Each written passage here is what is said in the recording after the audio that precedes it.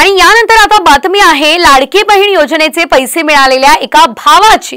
लाडकी बहीण योजनेचे पैसे चक्क एका भावाच्या खात्यात जमा झालेत। त्यामुळे शासनाचा भोंगळ कारभार पुन्हा एकदा समोर आलाय। राज्यातल्या गरीब महिलांसाठी ही योजना सुरू केली, मात्र या योजनेचे पैसे चक्क बेरोजगार भावाच्या खात्यात जमा झाले।